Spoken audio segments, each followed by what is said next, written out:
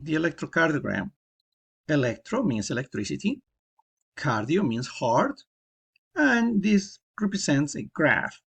So then what is an electrocardiogram? It's the graphical representation of the electrical activity of your heart.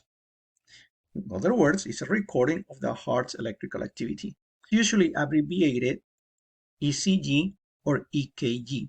Traditionally, ECG means 12-lead electrocardiogram, which gives a tracing from 12 different electrical positions of the heart.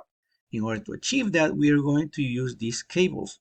This is the electrocardiogram machine, and this is the paper where we are going to record the electrical activity.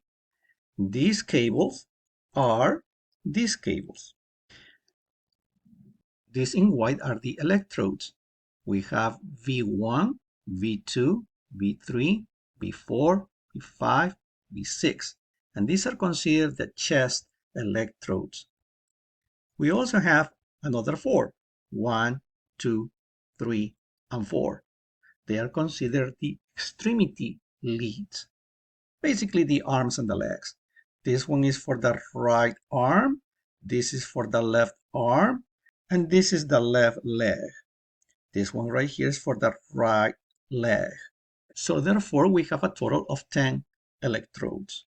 One concept to understand is that although it is called a 12-lead electrocardiogram, it uses only 10 electrodes because certain electrodes are part of 2 pairs and thus provide 2 leads. These 12 electrocardiogram leads are divided in 2 sets. The 6 extremity leads, these ones in blue, which are going to record voltages on the frontal plane of the body, and the 6 chest precordial leads, which are these ones right here in red. That 6 chest leads are going to be these ones. And the extremity leads are going to be these ones right here. Going back to the previous figure, the red ones are pretty much self-explanatory. We have V1, V2, V3, V4, V5, and V6. The representation of the blue ones, we can see them in this figure right here. You can think about this like taking pictures using multiple different cameras. If you use the camera and you take a picture of the face, this is the figure that you're going to get. Taking a picture of the back of the head, this is going to be the figure that you're going to see. And you can see in here, depending on the angle that you are using, you're going to get multiple different figures of the same person. Using the same analogy, if this is the heart, then taking pictures from the heart from different angles are going to give you different pictures. What do these lines represent? That are the electrocardiogram waves. We have a P wave, a PR segment, a QRS complex, an ST segment, and a T wave. The normal sinus rhythm, which is provided by the sinoatrial node, produces these waves. The P wave represents the atrial depolarization, and the atrial depolarization causes the atrial contraction to pump the blood from the atrium to the ventricle. The QRS complex represents the ventricular depolarization. This ventricular depolarization causes the ventricular contraction to pump the blood out of the heart, for example, to the body. The T wave represents the ventricular repolarization. The ventricular repolarization causes the ventricular relaxation. This relaxation allows the ventricles to receive the blood coming from the atrium.